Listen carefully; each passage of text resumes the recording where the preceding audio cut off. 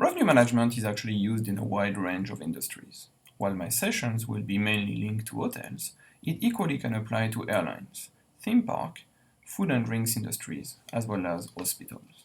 The first basis of revenue management is to assess how good or how bad is your business. To do this, we use revenue management indicators, or KPI. The first indicator is about how busy is your business. For hotels, we call it occupancy ratio, which is how many rooms you sold compared to your inventory.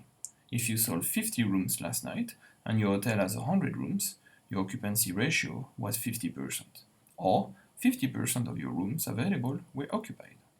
The second indicator is about how much people pay for your service on average. For hotels, we call it average rate, which is your revenue divided by your number of rooms sold. If you had 10,000 RMB of revenue yesterday and you sold 10 rooms, your average rate was 1,000 RMB. Like any good revenue manager, let me illustrate this concept with a chart. On the left, you have the price that you sell, and at the bottom, the number of rooms that you can sell.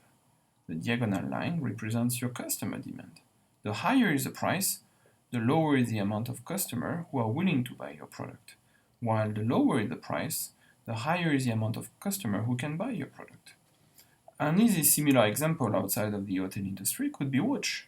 You have many people willing to buy a Swatch watch for 500 RMB, while very few customers for a Rolex watch at 100,000 RMB. We have seen the first two indicators, and we ask ourselves which one is the most important, sell a lot or sell at high price. Look at the green part. We priced our product in the low range and we sold all of our inventory. Now if we look at the yellow part, we priced ourselves very high, but only sold part of our inventory. So once again, which one is better?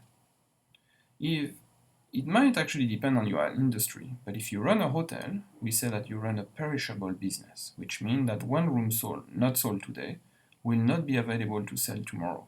Every day, you have a new inventory to sell. This would be different from a supermarket whose inventory, let's say yogurt, can be sold today, but also tomorrow.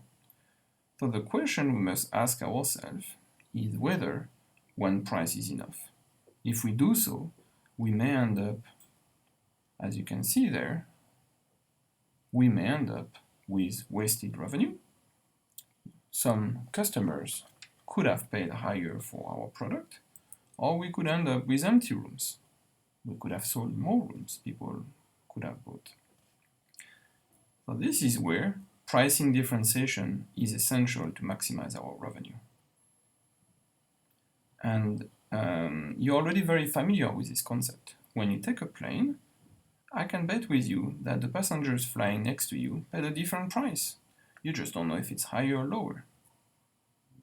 So you can see here on the example how we price differently for each customers and we actually achieve maximum revenue.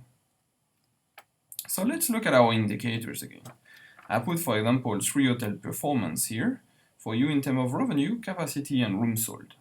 Based on what we learned previously, I already calculated the occupancy ratio and the average rate for each. So you can see how Hotel 1 is the busiest. 93% of rooms were sold, while Hotel 3 charged the highest price at 1,428 RMB on average.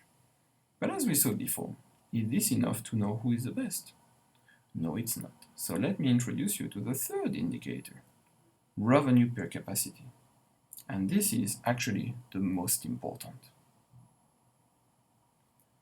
Revenue per capacity is the average revenue that you generate based on your inventory. You can calculate it either by dividing your room revenue or your revenue by your inventory, or multiplying your occupancy ratio by your average rate. So we come to the end of the first part, and the golden rule number 1 is to optimize our revenue per inventory. It's not only about how many products we sell or how much we sell those products at. It is about how much revenue we generate based on the inventory we have.